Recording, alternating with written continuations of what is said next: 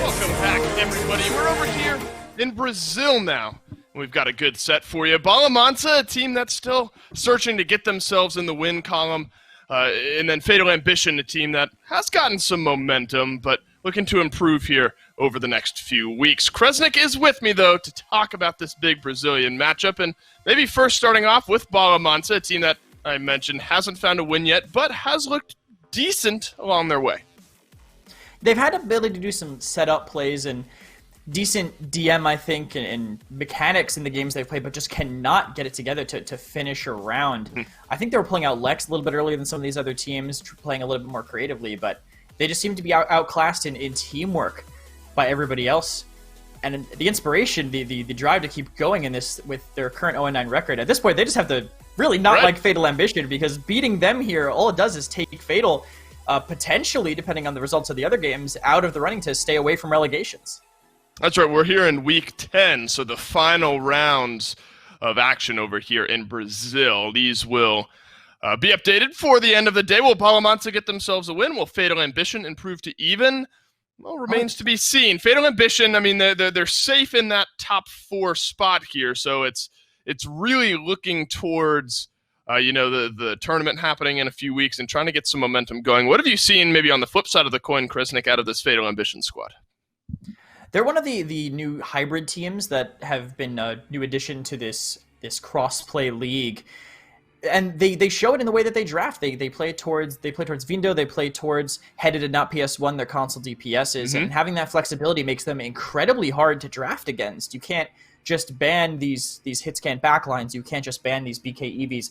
They're going to be flexible. They're going to be playing a lot of things across the whole spectrum that you can't necessarily prepare for because of that level of flexibility. Yeah, Brazil has been such an interesting region to follow. Jaguar Falls map number 1, so a map that will be interesting meta-wise as well. But like Brazil kind of in a whole, and maybe there are, of course, differences between NA and EU and all that, but the small little meta differences, there's been some interesting priority of Ruckus, I think, in Brazil specifically over the last few weeks. I maybe wonder today where he starts to fall here in this region. But Jaguar Falls as a whole, a map where space control tends to be king on either side of the point, having somebody, whether it's blaster, direct damage, frontline, getting some of that space locked down is ever so important. It's also important to have solid rotations. With Fatal Ambition, a team that I'd say we expect to be playing triple DPS, they're going to have to stay on the run from the aggression from the tanks of Bala Mansa. They have to make them cross a large distance, take all that damage going in, burn through that health pool, so that once they finally feel like they have them locked out, they can't stay there as long. Maybe they've gone through half, 3/4 of their HP just to actually cross that gap, because those open spaces on Jag, if you're shooting early enough, they're bigger than you think. Right. Well, without further ado, let's jump into P's and B's for match number 1 between Fatal Ambition and OS Bala Mansa. Ram taken off the board first overall. The frontline onslaught from a Ram, some teams might feel comfortable playing into it. Some teams, maybe not so much. Fatal Ambition, they're the latter here, and Ram first off the board. A Bomb King, in a conversation of space control, Bala Mansa are going to take one of the best champions at doing that off the board with their first overall ban. And it would be a great first pick for Fatal if they wanted to do it. So smart by Bala Mansa to get rid of that. This shows that they're not doing what some of the other teams were aiming to do against Fatal, which is target those hit scans. They want to aim a little bit more towards Vindo and towards the support. Don't let IO cap the point. We've talked about it a million times. I feel like I've beaten this to death a 1,000 times, but you just can't let Luna free cap the point. On a map like Jaguar, you're not always going to be able to capture. There's a lot of angles you could poke out, spam the point from. If your point tank isn't ready, has to back up, suddenly now their whole team can get aggressive while they just leave Luna to cap. So get rid of that if you're second pick, but Fatal Ambition, lean towards headed and not PS1, and first pick that Vivian. Yeah, Vivian, such a power pick here in this current meta. And I kind of like that mindset around the IO. I mean, I think, we talk about Brazil, that meta specifically, just prior to going into this, some changes we've seen. IO's been kind of transcendent over all the different regions and such a pain to play against. And the simplest answer to that is not how do we, mechanically change it around in the game. It's let's just ban her out so we can just deal with somebody else instead. And Bala Mansa, they seem to agree with that mindset. You bring up the Vivian, great first lock in here, Fatal Ambition. Ash and Androxus, though, I love Ash as far as front line, opening up a lot of space, locking down space with that assert dominance if need be. And Androxus, a flank that has become higher and higher priority, I think, as the weeks have gone on. Yeah, because he's really flexible in where he can position. He can have that long-distance poke. He can commit really hard. Also kind of limits some of the tanks you might want to play on the other side. Khan now looking a lot worse. Andro can do a lot of damage to him. And Barrack now, I always say it, but he's basically just a head with feet. And Androxus is going to take advantage of that with 900 burst damage, more or less, onto him. Also, we'll trade into that Talus pretty well. They got their hit scan picks early, but Andro, it's a skill matchup. If he hits those headshots, burns through. If he hits headshot a little bit later when the guts damage reduction is active, it can shred through. I don't know how I feel about this, though. The Genos is fine, but Drogo's into Vivian and Talus. It's Jag. He can play out of sight, but as soon as he's in the open, they're gonna tear him apart. Yeah, I'm glad you make that point, because I was about to say I like the Drogos, but it's purely on I like the champion and want to see him more, but into this specifically from Fatal Ambition, I tend to agree with you. I mean, that's going to be tough. Vivian Talus to just shred through that health bar. Moji now to lock in here for Fatal Ambition, so triple DPS for Fatal Ambition here on Jaguar Falls. Vivian, Talus, and the Moji. What do you make of those three together? I'm going to say, show me this draft in 2017, and I'm thinking that one team is taking this a little less seriously, but looking at it now, I think Fatal Ambition, they have a very aggressive draft with these flankers. They don't have an off-tank to lead them in, but that's not what Fatal's really used to. That's what the Moji's going to fill in for. Use those cooldowns to live in front of that Andro, bully out that Ashe with extra damage. As long as they're not taking fights in close range with Assert Dominance up, they will just shred through any presence on the side Bala Mansa have. They have to just run away and buy time while the flankers chase them basically around the circle of the mid.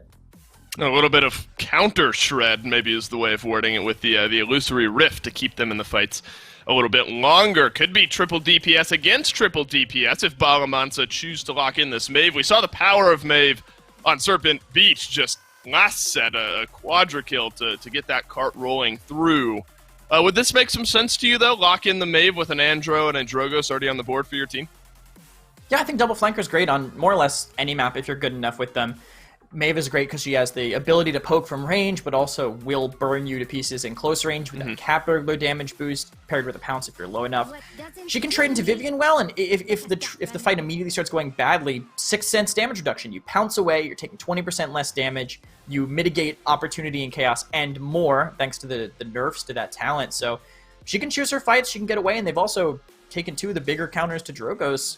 Maybe they'll be able to protect him from this double hit scan on the other side. Yeah, it's Vivian, Talus, Barrack, Moji, Ying for Fatal Ambition up against a pretty strong composition for Bala Mansa as well. Can they get some momentum going before relegation? So Bala Mansa will have to let us see here on Jaguar Falls for game number 1. Now, Kresnik, what do you think the name of the game is for Fatal Ambition here? Keeping this Drogos out of the sky with some of that hit scan seems to be maybe what jumps out to the forefront. Yeah, I would definitely have your Vivian back a little bit further to slow down that Drogos, but the bigger thing for me would be have her anchored opposite of where the enemy team is mostly playing. Your flankers will wrap around, they'll try to run away from Talus Moji, because no one wants to be in the warpath when that happens, and you want to force them into your Vivian and set them up in this sandwich situation. If you get them pinched, they're not going to be able to cab point that comfortably. Ashe will have to come and help the team, and Barino can just do whatever he wants from that point forward. Well, Bala Mansa, I mean, though they haven't found a win, they've absolutely taken maps off some of the teams here in this Brazilian region. First aggressive push, though, that's Fatal Ambition running straight up the gut. They're going to put themselves on the point with 30%. Out back, though, Mono soars high and above.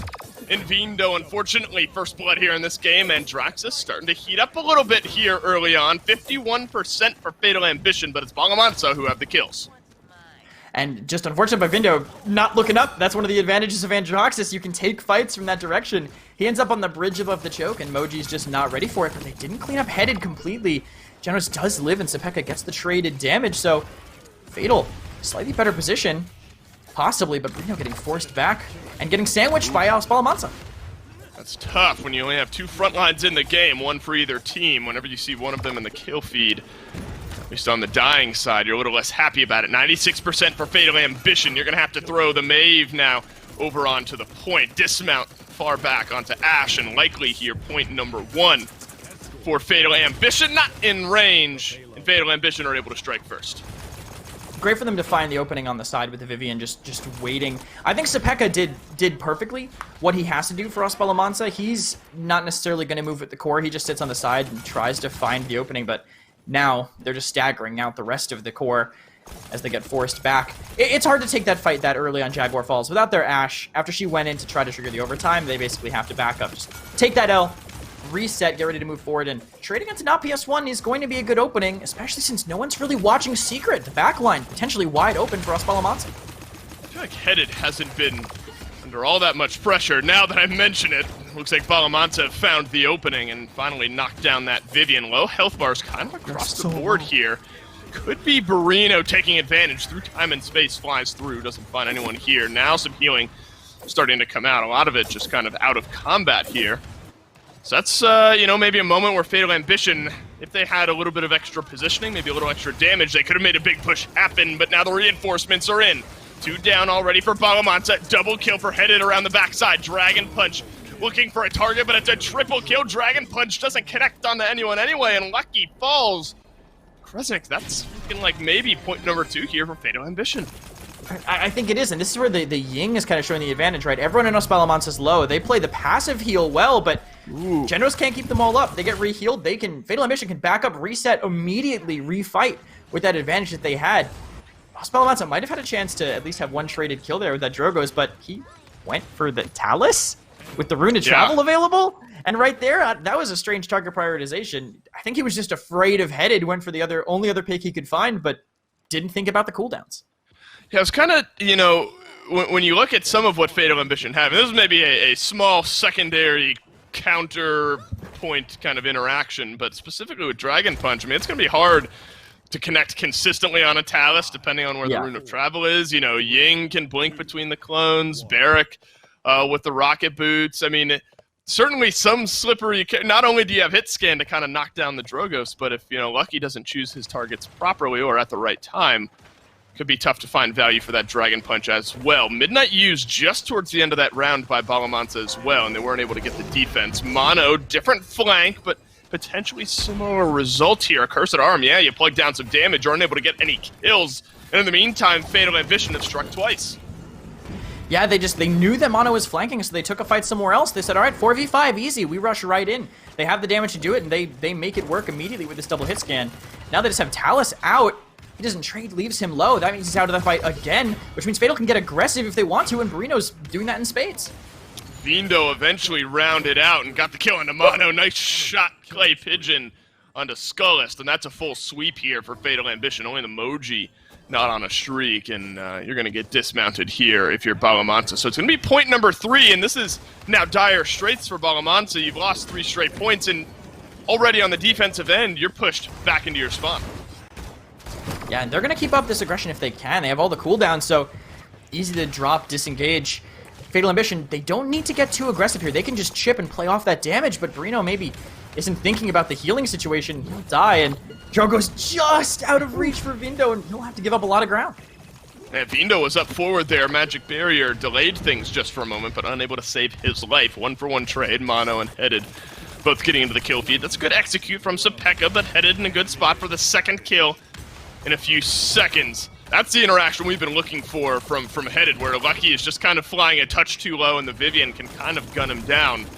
This is a slight stagger as well for Bala Mansa, and one more assert dominance unable to connect. Maybe Skullist is thanking him for it. It would have just delayed things for a moment, so you'll still have an assert dominance for maybe a game-saving defense with 1.5 minutes left. They wanted some other ultimates for it too, like that Midnight that just got spent to nothing. Whoa. They're not setting anything up, Dave, on Bala Mansa. Yeah, they're just throwing out ultimates just to delay 2 seconds. And that's rooting them in place. Finally, an assert dominance will ring down, but you're missing a healer here, so if Fatal Ambition just kind of turn their head, maybe a snack time will get rid of Skullist. Payload inching its way in. 3 members left alive. Dragon Punch looking for a target, won't connect. Lucky. Shot out of the sky. And now there's just one back on the respawn. Fatal Ambition, they're going to spin around, and they're going to complete the 4-0 on Jag Falls. Yeah, I think their draft was just so solid. The Drogue getting picked, I think he was on Worm too with how high he was in the air, and that's just not what you want to be running against that. You can play maybe Combustible, you can play around corners, knock them back, maybe just lock down a side so they can't really flank you, but they were just playing Drogos to play Drogos, it felt like, and it just could not do what it needed. The only thing he killed was a clone with his punch. That's some value, right? I mean, maybe a little less healing, I guess. I mean, as far as zero value, how much that's... Spring Bloom? Oh, it's 4. Okay, so he did give the Ying 2 seconds off of cooldown. Right. There you go. That's the so non-zero value potentially out of the Dragon Punch. But I think one thing you sort of mentioned just prior to the end was actually really important to look at. It seemed like Bala Mansa, and maybe it was just because its back's against the wall, you're lashing out, hoping to just delay. But there was seemingly like no setup, you know, a flank from Mono at the beginning of a round, and then Fatal Ambition just kind of rotate away. It just seemed like ultimates for ultimate's sake, at least on the last defense, and it seemed like Fatal Ambition, though middle of the table, is going to be able to punish you if that's, you know, the type of play that we end up seeing.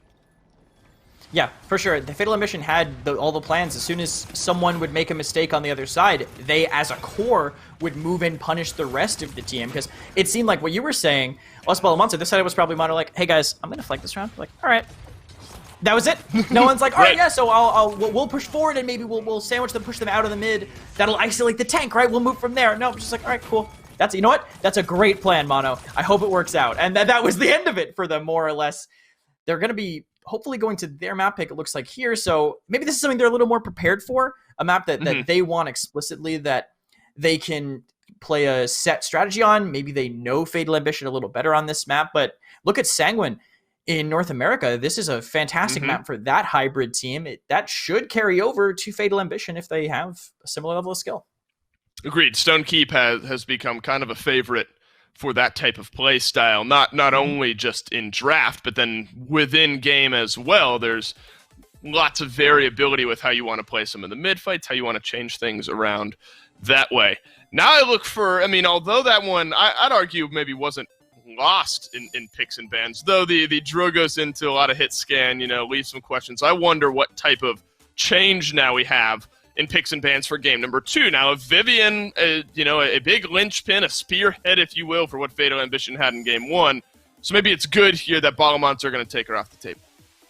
Yeah, it's great for Stone Keep, too. If you're controlling either Church or Keep, whatever side you win, if you can control it hardcore and you have that Vivian, very hard to sit on the point. Us Bala Mansa are going to get rid of both of the consistent hit scan backlines, who are both fantastically valuable, I would say, on this map, especially more valuable for Fatal Ambition with the 2 console DPSs. Fatal Ambition also denies some aggression, potentially, from us Bala Mansa. This leaves IO open for them if they want to take it. That lets them play a hybrid split style, keep capping the point, even while not necessarily locking down the Church or locking down the Keep side. Let's go. Yeah, it's always the conversation, of course, I mean, just by nature of picks and bans, with if you're going to go second and you're going to give something up as important as the IO, you either need to be prepared to play against it or pick 2 things that are, you know, combined stronger than what IO brings to the table. The first answer here is going to be the Androxus. We saw moments in game 1, though fleeting, and some flanks didn't work out, where Androxus certainly proved his worth. So Fatal Ambition, we're going to take him first. I think Stone Keep, Kresnik, a map where Andro can work quite well. Oh yeah, for sure. He can pick his fights pretty effectively. You can flank on that upper middle balcony, which not a lot of characters can do, so not everyone's really thinking about it all the time. Easy to push right past him and leave your backline open. Genos, great follow-up to him too. If they have a combo set up, that ult is pretty much confirmed. And that damage boost to the Andro. No matter what other DPSs they get now, they're just going to look better on paper. But it's hard to look better on paper than Bomb King on Stone Keep, especially with that 15% DR. All right, so now you have IOBK, and we're on top of the world. What does Lex do for you here with 3rd pick overall? It's just a grounded Andro. Lex is really just ground Andro with a worse ult. And that is definitely simplifying it to a specific level, but he does poke, he has good range, and he can counter shields. He can counter shields and get executes. Just depends on the tanks that they pick up on the other side.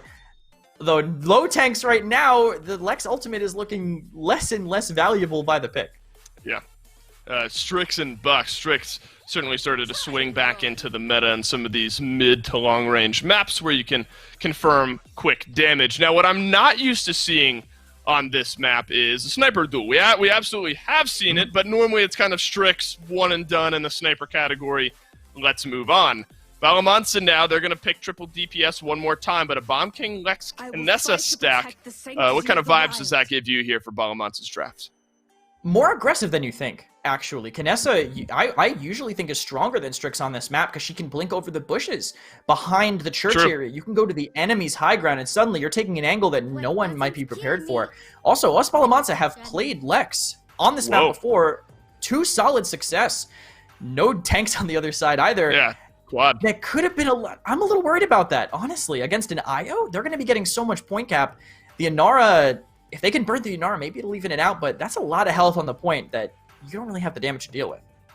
Well, the Brazilian meta continues to... Right, of course. The Brazilian meta, though, continues, I think, to surprise me in what teams are willing to bring out. Quad DPS, we saw it, I think, once in the PPL last year, and it was kind of a cheese match towards the end of one of the sets where we were watching it, maybe once or twice in a more serious manner. For Game 2 here, Quad DPS for Fatal Ambition on Stone Keep. What type of play style does that bring? I mean, this is obviously not a composition we're used to seeing. Triple DPS, a little bit more standard. Obviously, you know, double DPS, double tank with the healer is kind of what we all know and love. What are you aiming to do if you got 4 DPSs stacked on your side? Well, one thing I will tell you that they're not going to do, they cannot win keep. It is impossible. It is such a close range area. If they go there, they're just going to get bullied out by this Bomb King, by this Lex. They're going to play outside and just try to keep everyone zoned in the choke points. Since the only long range they have is kind of Sepeka and also mostly Luck 1, if they can kill them early, maybe they'll make something work. But look at this. He's already on that flank, but 2 people are hunting down the Kinessa immediately. That's the double tap over on Vindo, and Sepeka will strike for first blood, and Strix kind of unawares, but he's able to turn around the damage. Nice shot from Headed. But it is Bala Mansa who have found themselves on the point. I guess in a matchup like this, you have the health advantage and you have a Luna. It's going to be more often than not that you're going to be building up this point capture percentage, already 66%. You have to win the fight so decisively to make it not count in the end, and they're going to try to get aggressive here. They're going to push through, but hey, look, you have to do with the point, but Kinessa's still there. They're going to have a huge number disadvantage fighting on the point, and Luck's already run away. That's so much time he's buying. Lucky has stayed alive here, so has Mono. Fatal Ambition just getting themselves to 18%. A nice long-range shot over on the Cools might open up the door for Bala Mansa to move back in. And Lex just building up a little bit of point capture here. Luna finally down onto the point as well. RLX just trying to zone out a little bit of space, but PS1 is able to knock down the BK. Andro over just for overtime touch, but nobody's there. Bala Mansa moved back in. They're more comfortable stepping forward. A double kill for Verino is going to get this offensive push off to a poor start for Bala Mansa, but it doesn't matter. You've gotten point number 1. They have plenty of time to set back up too. If they play on top of each other, they can at least trade every kill. If you trade everything, maybe then once you're down to the last couple people, you win that last 1v1 because of your healing. Suddenly, things look a lot better. You can capture that cart and keep it moving, but for now, no group fights to be had. It's just a brawl. People getting completely isolated, and Fatal Ambition have a strong position here. That was bad timing by Monoyu, but doesn't matter. Now PS1 will have to drop and even trade so far. Yeah, worth mentioning, because it always happens to me, this is a defensive push from Fatal Ambition. The offense for Bala Mansa has gone seemingly nowhere. See if they can even make their way out of base. A rampaging PS1. I mean, I like to see this out of the Androxus. Obviously on the losing end of a 0-4 in Game 1. But I think this is a good look at what Andro in the right circumstances is able to do now that PS1 has gotten himself onto a rampage. Yeah, Andrew with a Lumi pocket basically all game is going to get away with murder, more or less. Monoyu, that's so unfortunate. He thought he could catch PS1, but he was hiding around the corner, and he can't even win the duel, Dave. Yeah, but the good news is the floor is stunned, so the floor isn't going anywhere, but the payload is. That grass isn't growing anytime soon. Yeah, that's right. The payload, though, Sepeka is able to rejoin the fray sort of on the front line, but he's out on his own. I mean, is that a worth scenario for Sepeka? Is that maybe a moment where you say, all right, let's just get this payload rolling despite likely going down on the back end of it? I think it's always worth it. If you can force everybody back, just by doing that, he's effectively won them a push, right? They had to disengage, they gave up a lot of space. It's a little harder now that Fatal is so mobile, they can just run into the back and deal with them, but they have to just win these spread fights to make it work. At least they forced a flashbang, but I don't know how much else they're going to get. Well, Cool is doing his best to throw out some daggers here. Very low health bar on Mono just around the corner, but Inara has plenty of damage as well, unable to finish off the kill. His head is here to save the day. Sepeka will get the kill over onto Barino, but an unstoppable Maeve, I think, will put the cap on this defense. Kind of the writing was sort of on the wall there, I think, right off the bat, where Bala Mansa were able to win that mid-fight, but Fatal Ambition, right on the other end, did not give up an inch. The beauty of this comp, though, Dave, even if they lose every single push and they get spawn camped for 2.5 minutes every time, if they never lose a mid, they win the game. Right. That's just how it is. If they have a composition that wins mid fights, you're going to eventually win the game unless you make a mistake on that mid fight. So better to be in that position, even with the stat line looking grossly against you. If you can just keep it together, keep that objective pressured, and stay alive under this triple flanker hyper aggression that's going to be coming out from Fatal Ambition, they still have a chance to make it work. And Monohu knows it. He has master riding too. When he dies, He is going right back to that objective to rack up that time right under Fatal's noses.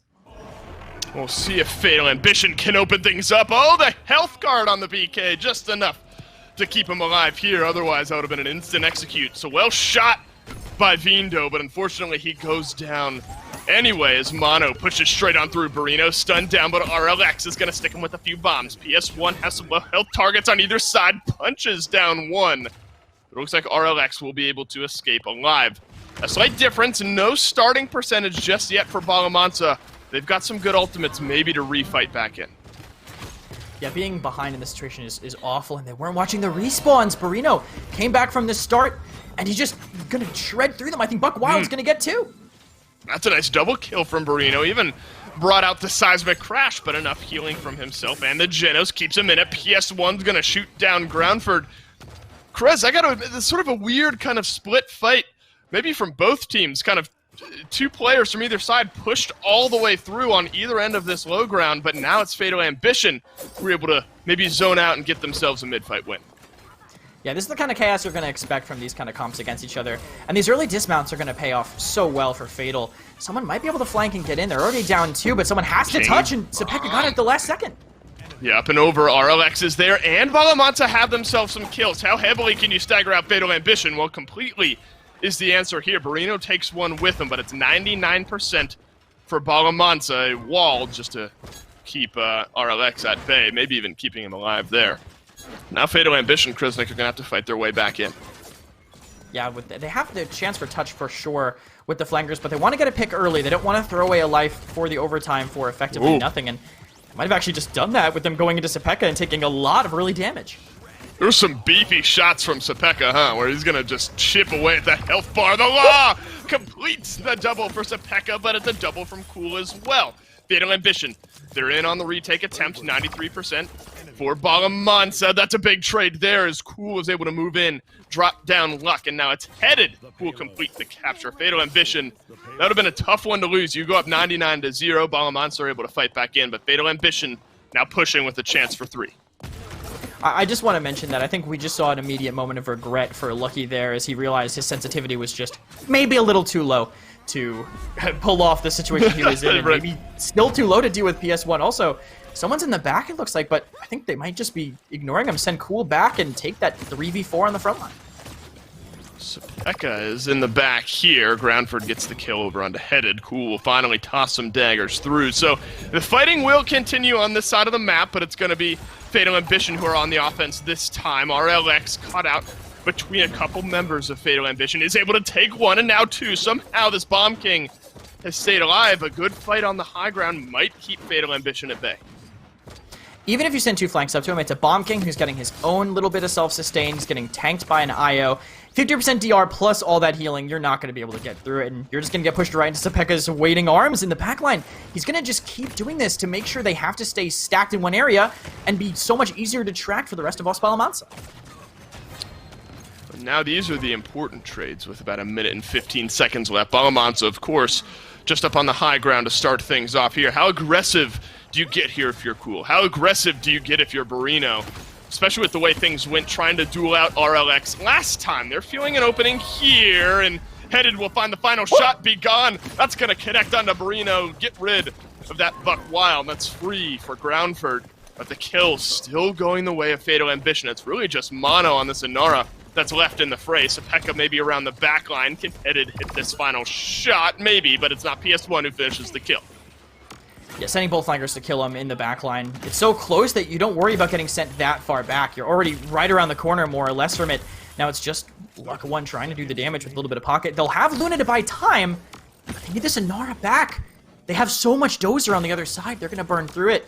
I think they're going to have the respawn in a moment.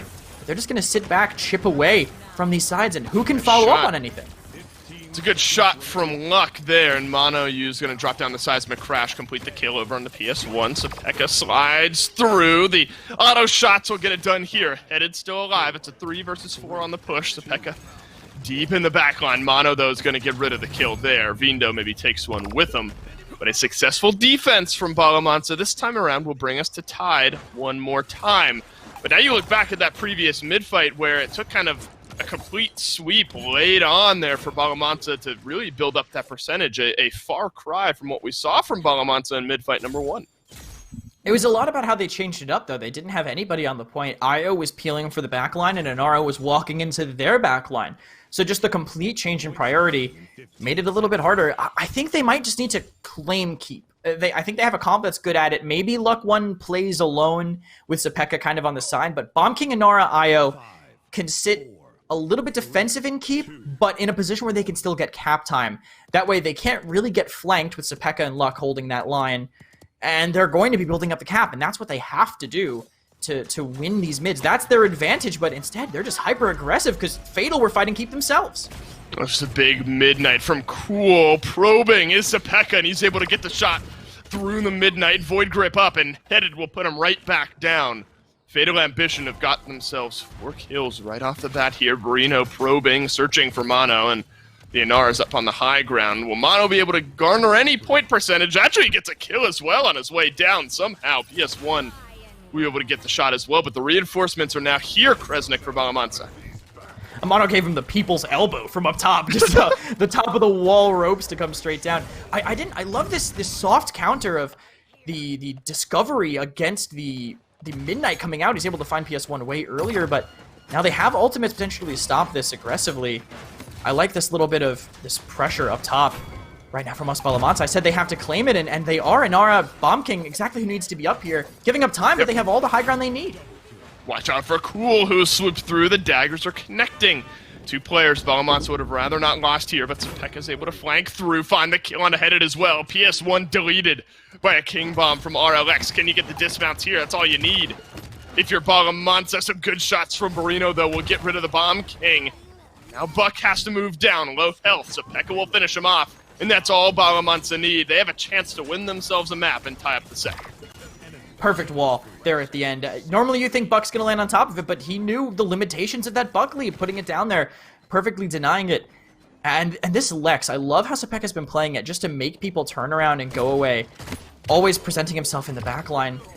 His wall hacks help him in these corner fights, but against 2 or maybe even 3, like Luck's fighting right now, it won't help you there, dude. Yeah, it's tough for Sepeka.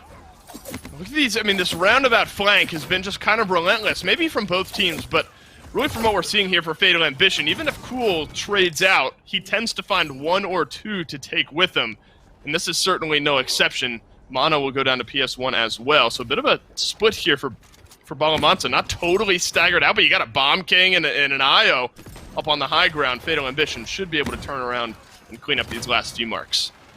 I just wish there was some way they could have hid. Just some way they could have backed up a little bit and not been clearly in sight, but maybe the trade was worth it. Monoyu comes right into fire and takes two of, I think, the most key targets out from the other team. The seismic crash down. Will you find much for it here? There was a kill onto Cool, getting rid of the Mave, certainly important. Barino forced to retreat away. Restore keeps him alive as he ducks down his head. PS1 starting to find some shots here as well with a minute left. Mansa looking for an opening. There's been an interesting kind of duel to watch as well. This Barino versus Bomb King with RLX matchup. This is a space where maybe you expect RLX to start to hit a little bit harder, but instead he's going to Poppy Bomb up to that high ground and launch some long-range shots. Barino trying to get rid of Groundford here on the side of this fight. The IO's able to stay alive back behind a wall, but look at this rotation from Bala Mansa. They've kind of rotated this fight backwards. They have, and he actually stayed inside. I thought Groundford would have died way earlier, but I think Fatal Ambition just weren't willing to dive and get that kill. He was like 2 HP. If they had just pushed in, they wouldn't. Everyone on Bala Mansa wouldn't have been able to see him, but they just don't play to that advantage now. Sepeka just chipping away again. He's, like I said earlier, he's just ground Andro. Good poke damage in the back, but look at this pressure from Fatal, especially Barino.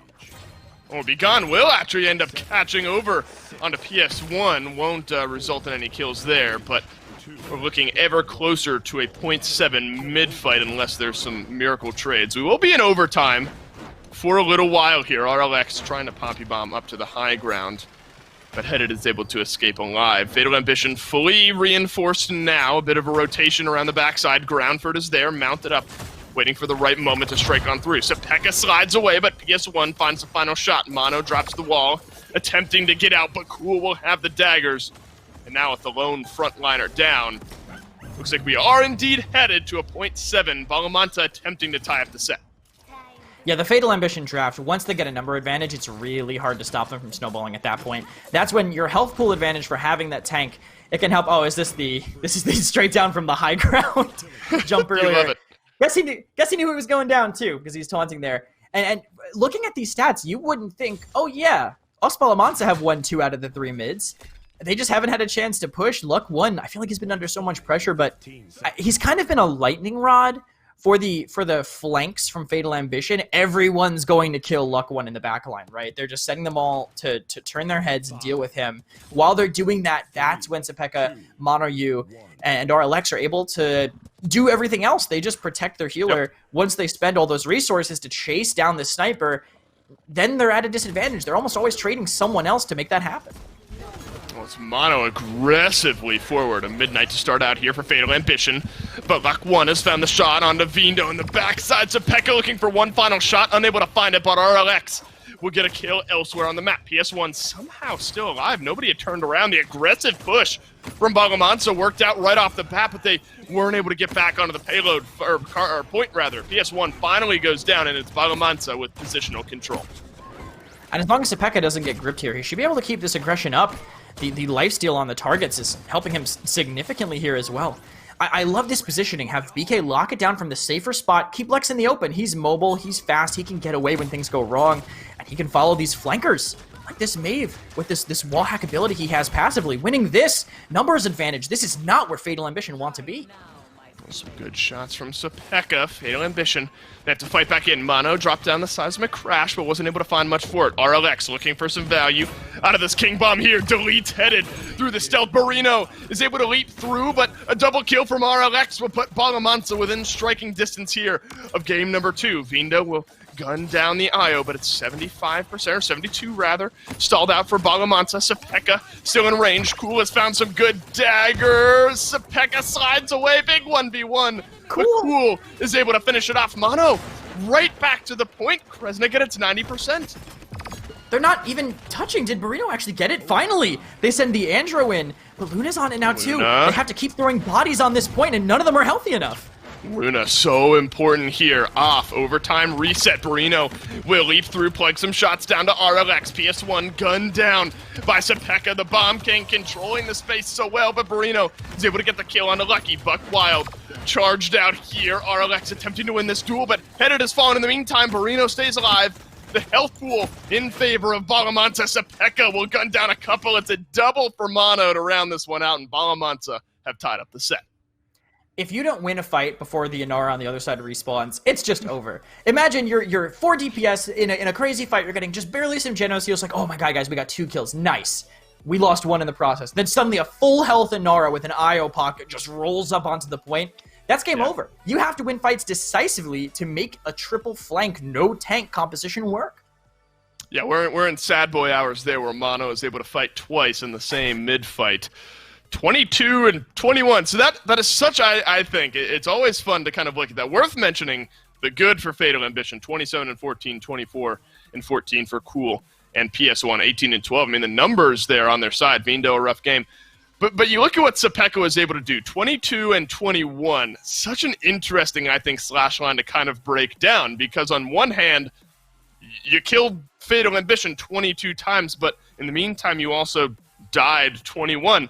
What are kind of your initial thoughts upon seeing a slash line like that?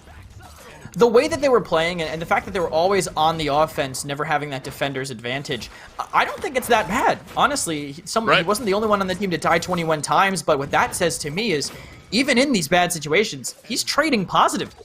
Every single time, he's always finding an opening, even if he goes down with it. You just want to chip away at the damage that Fatal Ambition have, and then win with your sustain that you drafted to deal with it. And it's these shots here that certainly made a big difference. So, agreed. And then highest damage on his team as well. So, it's fun to kind of put a magnifying glass, look for some of those interactions in the slash line. But Sepeka, obviously a big difference maker here. Now, I think RLX was as well. I think it's good to show some of those replays. But really down the stretch, the big difference maker, and as expected from Pix and Vance Krez, were this Inara paired with that IO. Just too much health, too much sustain to really give Fatal Ambition an edge in those fights.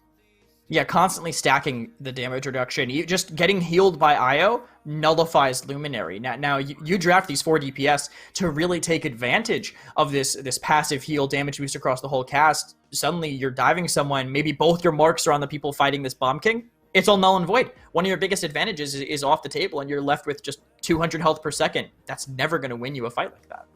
Well, I do appreciate the creativity from Fatal Ambition. Quad DPS, certainly some fun to watch. A lot of fireworks in game number 2, and I'm sure there's more fireworks right on the other side. We've got a game 3, a tie-breaking game 3 between Fatal Ambition and Bala Mansa coming right up after this, so stick around.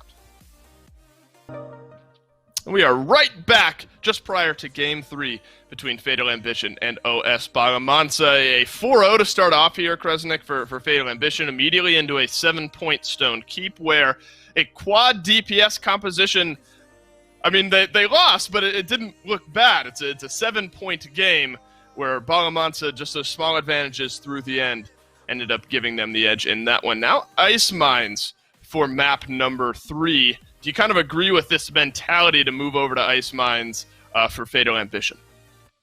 The only reason it's confusing to me is you just played 4 DPS. If you're like, man, we love DPS, they're our strong suit, you know we really need to go when we're in a disadvantage, Ice Mines. That's really not the mental path I would take, but if they want to just completely change it up, maybe they think, oh, Bala Mansa wants us to play this DPS style because they won against it, we're going to hard pivot to another style where we play around our tanks, we lock you out of chokes, really enable our DPS. That's the biggest reason I could think of, just a complete change in pace. We'll have to see what Fatal Ambition decide here. The big kind of counter, I suppose, on Stone Keep, not only the IO, but the Inara was big for Bala Mansa and Mono specifically. So Inara Ashe, double tank ban, something we haven't seen all that often here in this meta up to this point, but we will see it from Fatal Ambition. Inara and Ashe both taken away. Talus first banned out for Bala Mansa, so maybe sensing some early hit scan, and then Bomb King as well. Obviously very potent here on Ice Mines. Any surprises there for you in the first 4 bans? The only surprise for me is that Fatal Ambition didn't ban Eevee. I know this isn't her best map, but they ban her every game. Hybrid teams just ban Eevee. So seeing it get through is a big deal, I think. And I'm also a little surprised they take Vic over Vivian. I think Vivian might be a little more impactful on the mid-fights, but we always talk about how good ultimates can be. Pick up that Victor for that barrage. Maybe you can kill that Pip with it, but Potion, gonna keep him alive right through it. Interesting to see that that Pip locked in. Victor certainly doesn't surprise me. Pip and Dredge. All right, so is that a thank you prayer, or there's some other words maybe being sent into the nether there? I just like seeing Dredge. I think he's good. Great paired with an off support too. With Pip, Dredge, you want to really play off his sustain. Anything you can add to that while he's outputting damage is fantastic. So he's great on this map. As long as he never right-clicks, I think he's going to have a serious impact. And he farms ROM. If this ROM doesn't get on him with at least one other person, that Dredge will just live right in his face, even if he hits every single shot. So maybe some fun for Bala here on Ice Mines. And Io falling all the way down to 5th pick. Always going to be surprising here. And closing in on that 70% win rate for the champion. So a strong combination here for Fatal Ambition. Open up some space with the ROM. Let Victor pour out the damage from the back. And all the while, Luna is capping on the point. Terminus, obviously, Krez, you've been Terminus stan since day number 1, and Ice Mines has always been a map where he's worked out. Yeah, and I gotta say, us Bala have one of the most Ice Mines drafts I've ever seen. It's gonna be fun. Having this Pip, this Grok. This means they don't have super consistent healing, but they have very self-sustaining characters around that. Terminus will get healing from the Siphon, the Blast specifically on top of it. Dredge will get healing from the Mortal Skewer. I really hope he goes Hurl, just to clarify on top of that. And I think what Fatal Ambition have don't really deal with it that well. Barrack, you can bounce on the turrets, you can bounce off of Luna. Dredge can just broadside Luna to shred her. I feel like they're kind of playing right into Os Balamansa's hands on a map that they wanted. Interesting. And then Tyra to round out the draft as well. So not only is Vivian not picked up first, but you're going to pick kind of that other machine gun hit scan-esque character in Tyra. So Vivian up to this point unpicked, unbanned, and Fatal Ambition are going to pivot away entirely. And then a Makoa to round out. So to your point, Kresnik, maybe not any full-blown dedicated healing, but enough of it potentially spread out for Balamansa to keep him alive.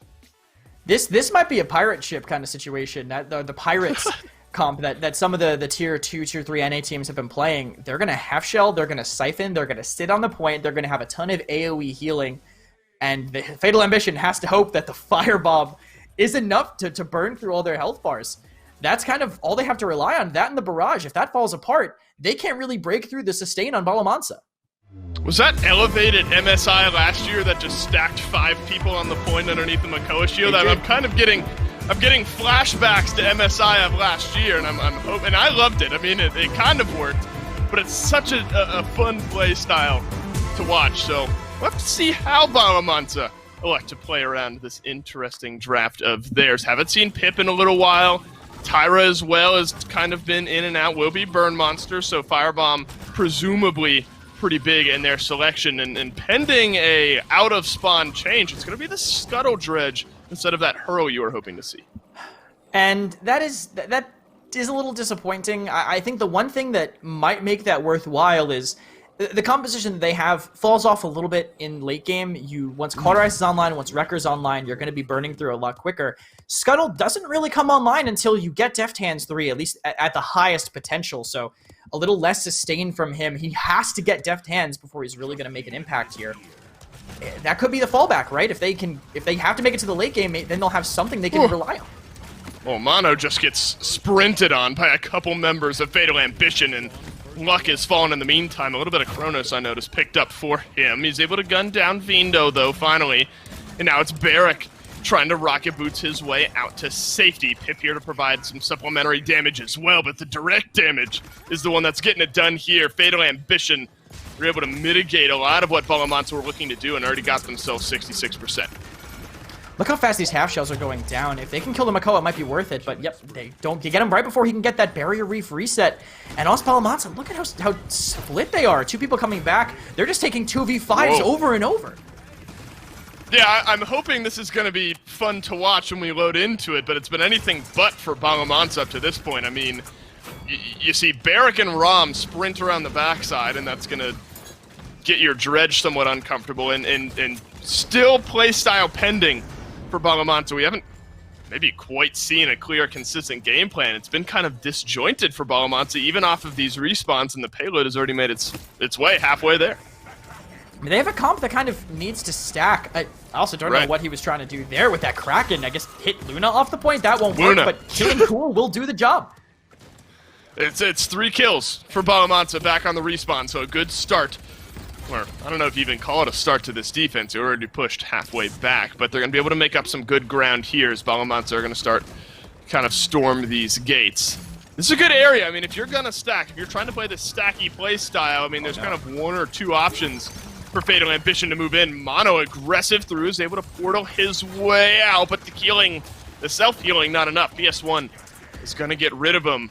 Still kind of split though, Krez. I mean, maybe one guy back behind this half shell, but Fatal Ambition are able to just kind of sprint their way through.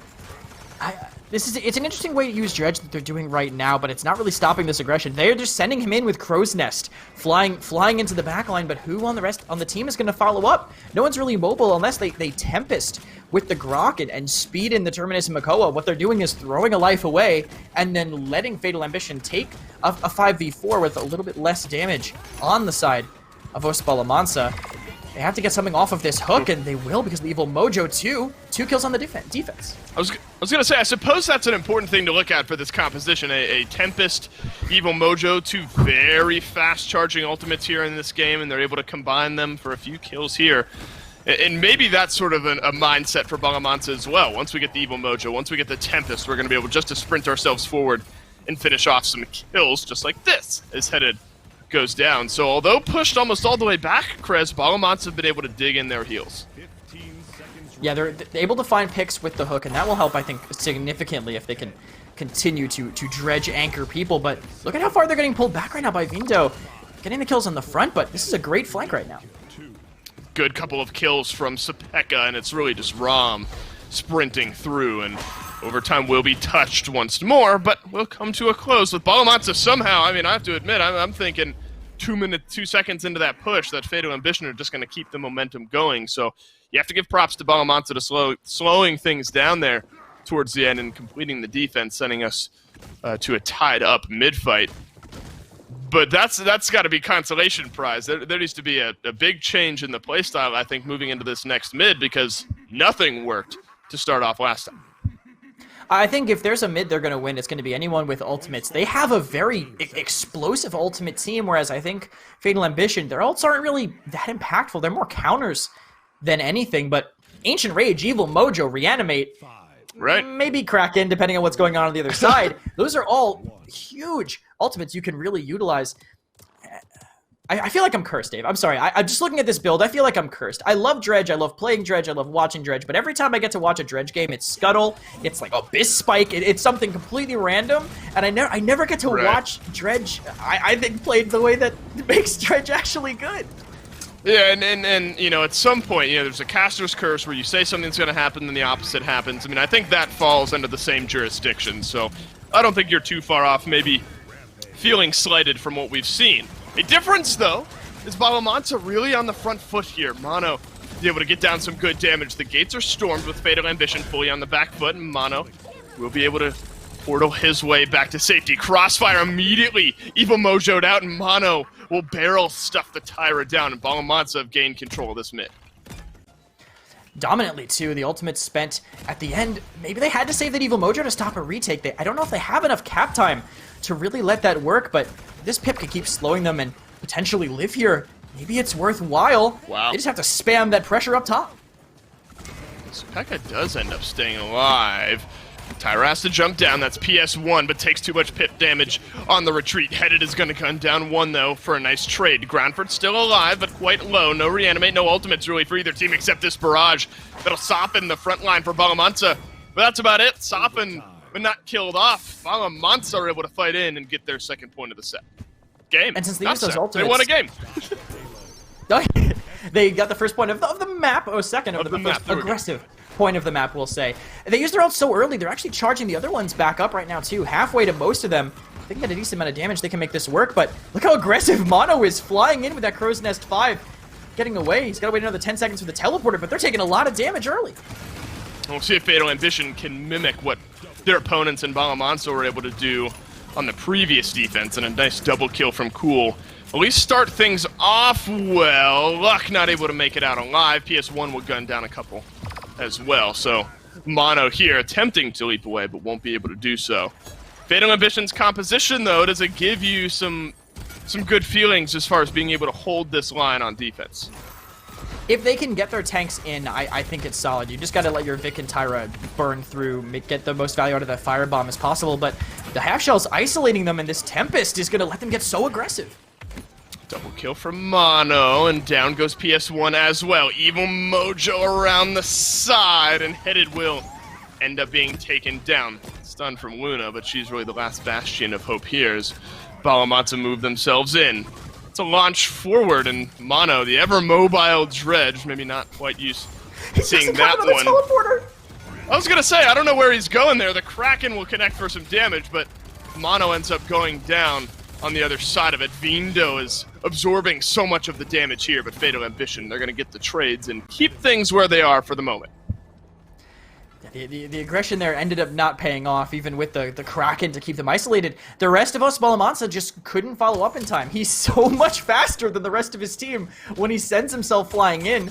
They try to walk. Suddenly they're looking at a Victor Tyra, while the rest of his team is the ones dealing with this Dredge. Just can't make those dives work, and holding this forward is exactly what they have to do. Isolate the rest of the team from this Dredge, so if he wants to dive, he has to pay a price. Mono will move forward, and the long-range barrage continues. As Bala Mansa are able to chip away a couple of kills here. Ice Mine's certainly a lengthy map, but not one where a push can't happen from this distance in overtime. Vindo will do a good job, though, of getting a kill. Reanimate will not get used, so now if you're Bala Mansa, you got to realize there's a ROM sprinting around behind you. A hook will not connect. Overtime is on, but it's only 3 members of Bala Mansa immediately available. The high ground advantage for Fatal Ambition is going to pepper down onto the low ground. Luck does have the Ancient Rage. PS1 does end up getting killed off as well. Is he able to stay alive just enough somehow?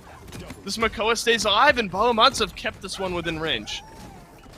I think they're just not willing to... thought they wouldn't be willing to spend ultimates, but they used that Cataclysm and stunned one person and immediately find nothing more or less.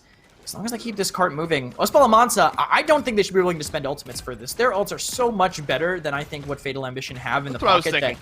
That if they're willing to hold on to one or most of them, I think there's almost no way they can lose the mid-fight.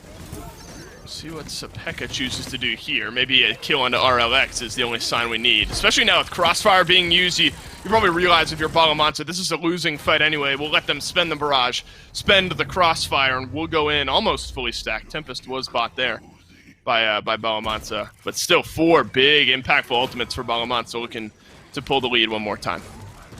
If there's any ultimate you should be willing to spend, it's going to be the Tempest, I think. We know how quickly Grok can charge it. It happens basically in an instant, so spend that. Everyone else takes a little longer, so we hold on to that, and we can get the most out of it. We're going to have another Tempest, more than likely, if the fight goes well enough.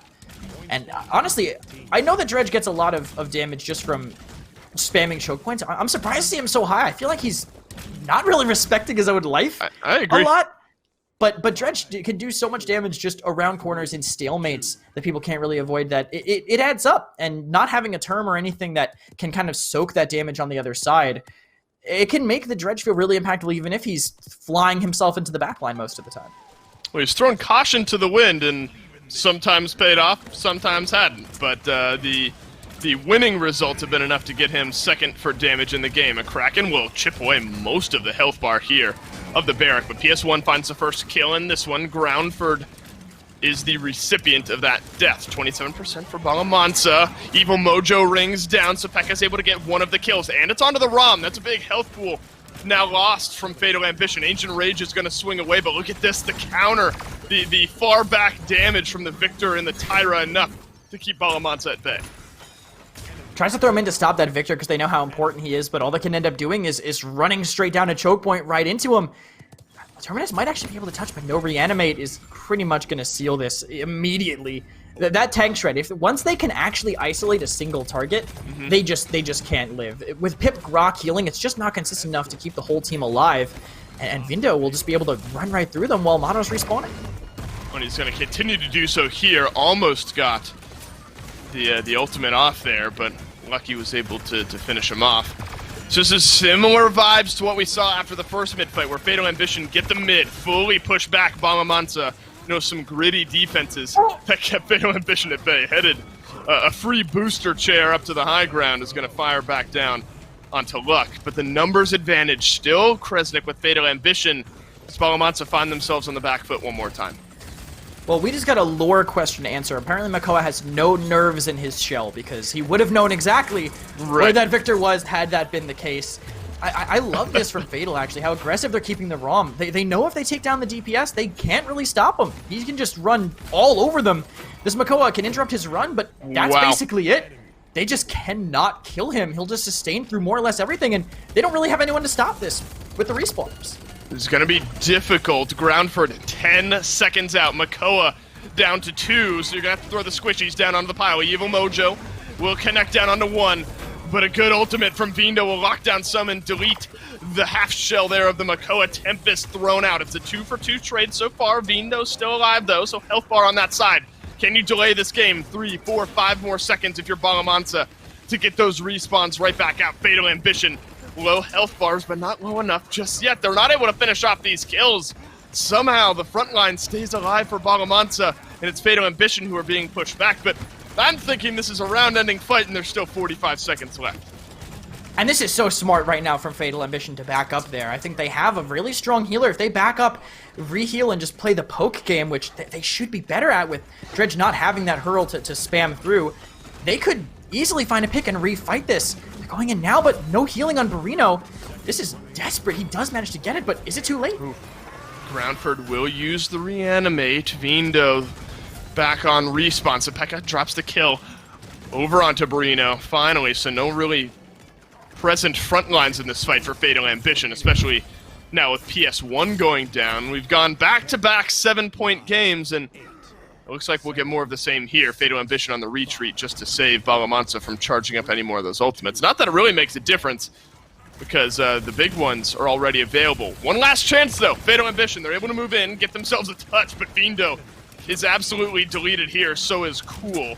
So now you've got a Barrack on the front line with no healing, trying to stay alive, and I don't think he's very long for this world. And we will end up going to a 0.7 mid.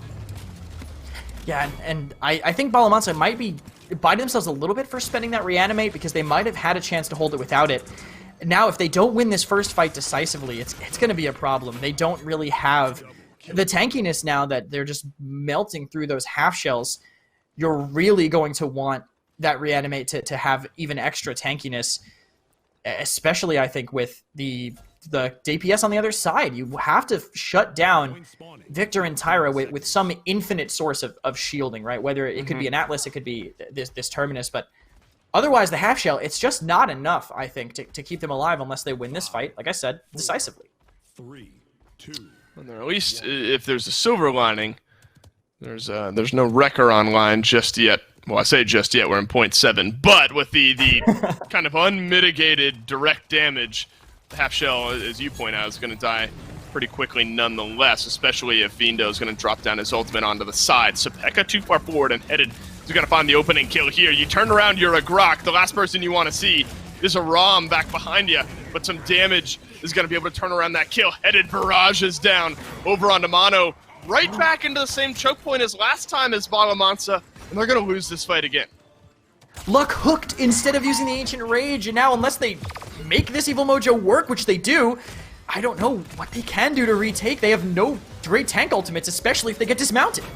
With 90%, a Dome Shield off to the side, the retake mitigated. Fatal Ambition. Overtime is on. Ancient Rage is going to try to move itself in. I'm not sure anyone's in range, though, and just caught on the wall. Fatal Ambition.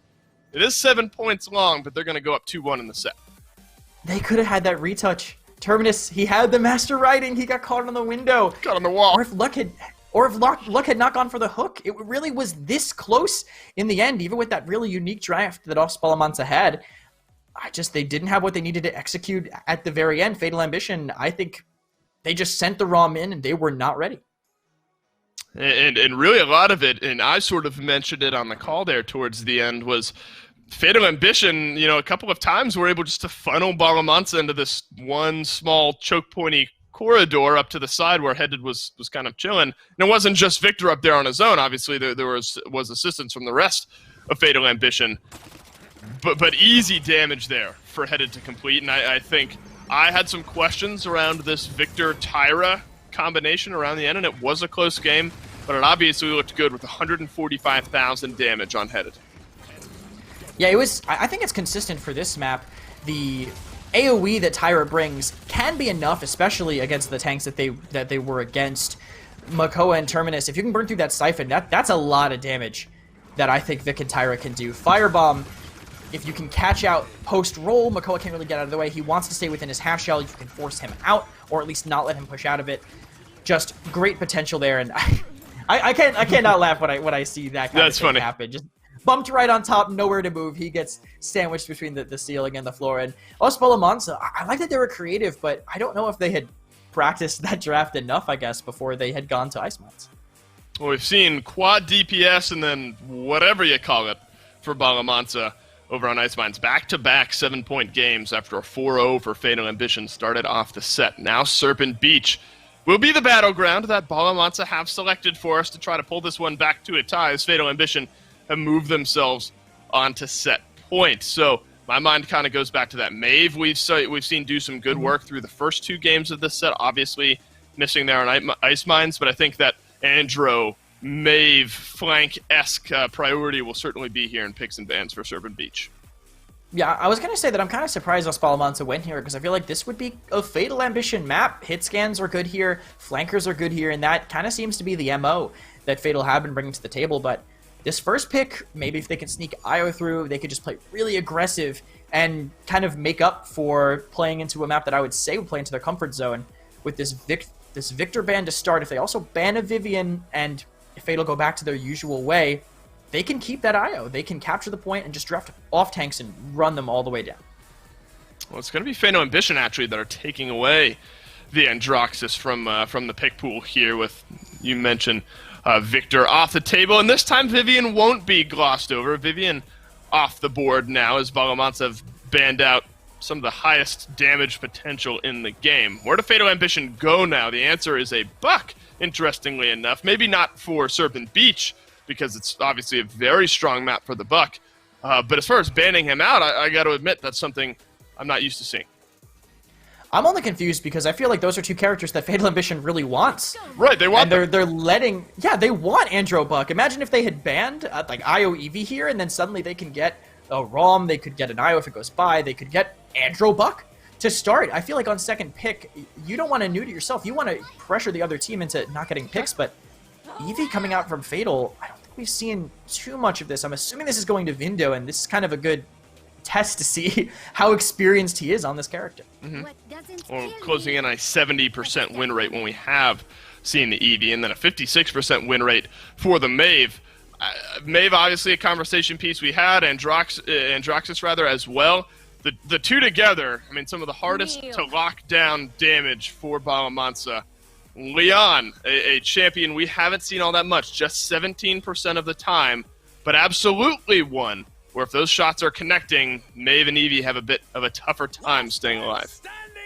And this is a great comp for her to play into. I mean, Eevee Maeve, that is just Leon fodder, more or less. As long as you hit your eminences and get your little auto attack cancels with the Grace and the Valor in between them, you will melt Eevee and Maeve, regardless of the damage reduction they have.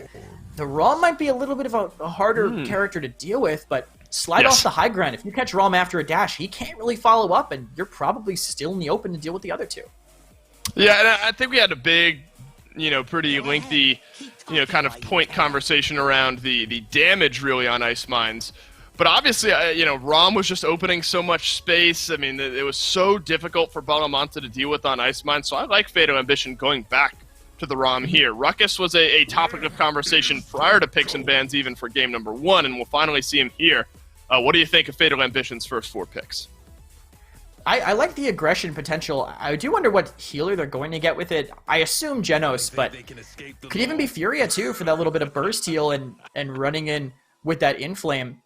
I also do like the Drogue from the other side against them, as long as that Maeve doesn't focus him down. But It's going to come down to point presence, I think. If that Barrack lives on point, if Fatal Ambition don't win these fights decisively like they had to do on previous maps, they're not going to be able to win through the attrition of that point just slowly getting capped next to them. Well, Lex, one more time here in this set, paired with the Drogos. I mean, outside of Rom Ruckus, very similar styles of damage there. What do you think about the consistency in dealing with this Drogos for Fatal Ambition? If this Maeve is hitting all the shots, it's 100% doable. We haven't seen too much Maeve from them, but what we saw on Stone Keep, I think, looked good enough to warrant it. We have seen back-to-back 7-point games. Will Serpent Beach be the same? Will Fatal Ambition end the set here? Will Bala Mansa go the entire split without finding a set win? Well, we'll have to find out. This could be a very different look at a set. I mean, you look at back-to-back 7-point games. The Fatal Ambition clean up game number 2. This is a 3-0, and we're out of here already on to NA. Or if there's a little bit of a difference on Ice Mines, it's Bala Mansa are the ones who are on set point. But instead, it will be Serpent Beach, the difference maker here with Fatal Ambition over on top. I feel like what I've seen, though, and we'll take a quick break before jumping back into the game. What we've seen from Bala Mansa is kind of a composition of old, I suppose. The Drogos Leon is a maybe 2019-esque pick. Do you think it's a composition that could work here on the current meta? As long as he can do with the Maeve, 100%. If the Leon kites back, what the Drogos is going to do, since he was running Worm Jets, as we saw before we hopped back out here, was that he'll just be above the dive. What are the Rom and the Ruckus going to do? They could chip him away, but if they're focused on getting really aggressive, and Luck is able to just float above and spam down, they can't really do anything to him, but it looks like the flankers are going to potentially stop this aggression coming in from Bala Mansa instead. Well, Luna potentially a big difference maker here for Bala Mansa. 3-kill sweep right off the bat. 3 different members of Bala Mansa getting involved. PS1 will find the only kill, but actually he's got 2. He ends up trading out his life in the meantime as well. Luna has been dealt with, so not immediately point capture for Bala Mansa. They are able to do so here. But Bala Mansa, they swing first and they get themselves a few kills. And they have this Lex who they love to fall back on in a power position, I'd say, right now. If they can catch people disconnected, Indo already low, can't get healed back up because of that Genos, but they throw Luck away on the other side. RLX starting to connect some shots as well. It's a double for the Leon, down on the point. 2 members of Fatal Ambition, the healthiest targets for Bala Mansa to have to deal with. High ground control, somewhat forfeit here for Fatal Ambition. They made their way back towards Sundial. You have to be careful, though. If you're Fatal Ambition, it's already 84%, and you start to lose some kills like this, and Execute from Sepeka is going to put them in a great spot. Potentially point number 1 on the other side, but the flank duo of Maeve and Edie are going to pull a couple of kills back here. Sepeka guns down the back line. Overtime will be on, and overtime will be off here shortly, and Bala Mansa, they've gotten point number 1. I don't think I touched on it enough, but this Lex pick is, I think, great, and it's what they have. You got the effective wall hack to soft counter the Midnight, and your ultimate, the Law, it just deletes Rom and Ruckus. If they're trying to use the emitter, if they have soul armor that puts them past a certain point, you can just kill them right through it. And this burst sustain that makes them good just isn't a factor anymore. Now it's Fatal Ambition's job to kind of keep Bala Mansa's onslaught at bay. Haven't quite seen enough out of the Eevee. Haven't quite seen enough maybe out of the Maeve up to this point. It's really been RLX and Sepeka on this good, chunky, direct damage, mitigating a lot of that flank presence. Maybe an opening here for Lucky to find some kills. Bala Mansa getting aggressive, pushing forward. But instead it's not PS1. He's over on this Rom this game, kind of keeping Bala Mansa at bay. It is interesting seeing PS... I think this is the first time I've seen now PS1 play a tank. Still seems he wants to get aggressive, though, so some things haven't really changed in the swap between roles. Shots by Vindu there to keep them low up top, and that's what they have to do. They have to win these poke wars, because normally you'd give that advantage to Bala Mansa. If you win the poke wars, too, that's putting Fatal Ambition in a great position. It's a good Ice Storm from Vindo to lock down some of that backline there as well. Poke war, more of attrition maybe at the moment, as the payload slowly inching its way back. High ground over to Fatal Ambition's side, though, and it's going to be some good direct damage. The pressure absorption, I suppose, from Fatal Ambition has been good up to this point. And I've loved what we've seen out of the ROM in the last game, and I think it's looked pretty good here for PS1. Likely will fall, as I mentioned it, of course, That's exactly what happens. But I think the ROM in both games, from what we've seen, granted only 4 minutes into this one, has done a good job of kind of opening that space for the backline. Yeah, you're not expecting your ROM to go in and find a bunch of kills. You're expecting your ROM to make everyone turn and look at you, and you just pray that the amount of ultimate charge you give them by not shielding anything equals out you winning a fight or potentially winning a game off of that distraction. Weigh those. If your ROM can make it work every time, then that's what makes a ROM good. See now if they can pull a little bit more magic out here. I guess kind of counter to that, though, there have been moments where Bala Mansa have done a good job of keeping PS1 at bay. And the latter is really what's happening here. 7 seconds left. Bala Mansa do have the kills. Fatal Ambition slightly staggered out. Can you get even a heavier stagger is going to be the big question for this payload push. PS1 up onto the high ground. Luna stuns him down, but Soul Armor will keep the ROM healthy enough at the moment. Barino, Lucky, both traded out. That was a Hexafire from headed to shoot down the Drogos from up in the sky. RLX will turn the corner here. One final shot from Mono. Connects for some good damage there. But it's really Fatal Ambition here that are getting the kills. This game is tied. Skill-based sustain, Maven Eevee. When you have good players on them, they won't be able to die that easily.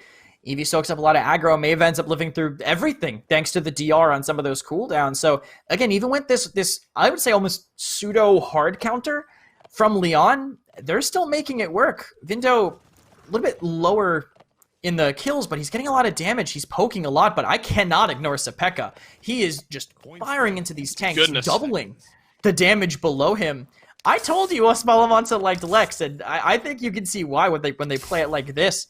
If you don't play against it a lot and you don't know how to deal with it, it's pretty much, right, Barino, grip him, and if you don't, well, we're probably dead. Yeah, it's 56,000 damage when the next highest is like 28, so he's doubling up everyone here in this game. Already cauterized 3, so plenty helpful in some of that self-sustained mitigation. Locke moves forward. Void Grip, cool. Take some free daggers. Thank you very much. Midnight drapes over.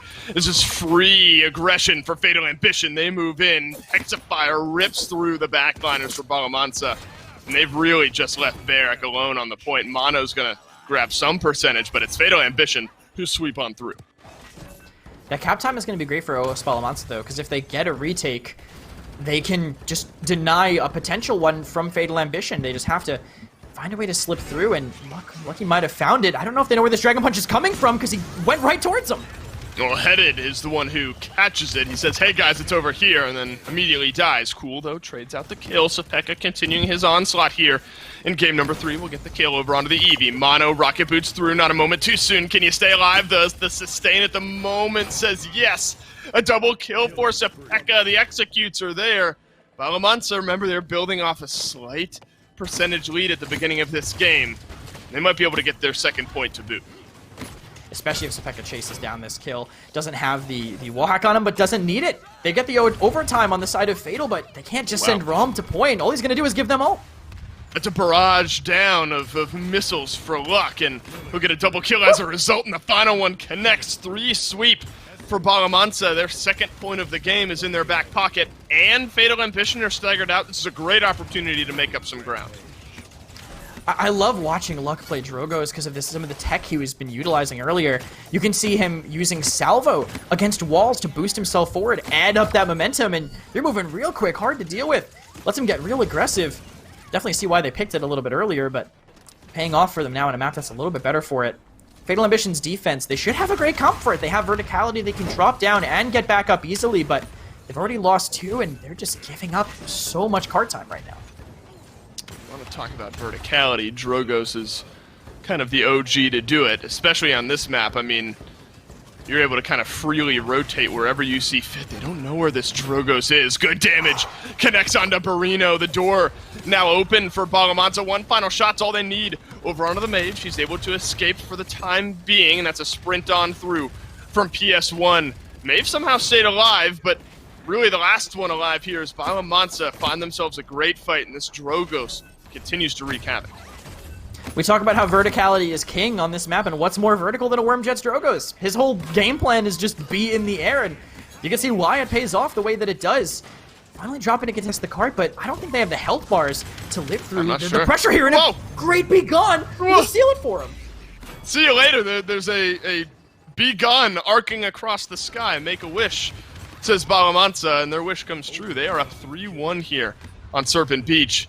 And this is really Lux mid-fight, gets a soft 3, and then he kept it going, playing patiently, moved around the backside of that high ground. Fatal Ambition didn't know where he was. I mean, it's easy to kind of have the conversation of, yeah, Maeve can hit the daggers, directly shoot him down, but you got to know where the Drogos is first. And I think Lucky's done a good job of kind of playing elusive, or as elusive as you can, I suppose, on the Flying Dragon. He can take so many different paths, and you can't really watch all of them. I think what Fatal might have to do is just end the fight before the Drogos can make a difference. You can't always do that, though. If he hits all his shots, you might have to just burn through more health than he will. He can even just Dragon Punch you to make it even easier for him. Midnight will change things up, but CC immunity, he can see where you're coming. Dragon Punch will fly through, and PS1 a perfect target. Get rid of the ROM health bar. The biggest swing you probably could have found here. Cool does trade out 1 kill into Lucky, but Bala Mansa may be feeling better off for it. It's 39%, stalled out, off around the corner, goes headed. Sepeka plugging away some good damage, and will finish off the kill over onto the Ruckus. 2 members of Fatal Ambition still on the high ground, but full-on retreat mode as PS1 is indeed back from base. The time is now, though, Fatal Ambition at 78% for Bala Mansa. Kill from Cool onto RLX might slow things down, but somebody's got to move in. Somebody's got to get a touch. A Void Grip up on the high ground. Sepeka's pulling so much attention off to the side. PS1 taken low off to the Sundial side. Hexafire on the high ground. PS1 able to get the touch. A stun flies on through Barino. Taken down in this one, but a double kill from Sepeka. That's the big execute. Looking for 3. This one sealed up. We're going to a game 5. Well, I think us Bala Mansa just have to pick Lex, because apparently he is their lucky charm. Through all these games, Sepeka is just unstoppable on this character. I was like, yeah, Leon's going to deal with all these fighters, right? Nope. Sepeka's got it. He will have it all in the pocket, knows exactly how to deal with any kind of mobility. So I think it was Stone Keep, it was Sepeka and Lex again, and I was like, yeah, he's what, 22 and 21? What kind of vibes does that give you? Well, 21 and 6, that's a much easier question to answer.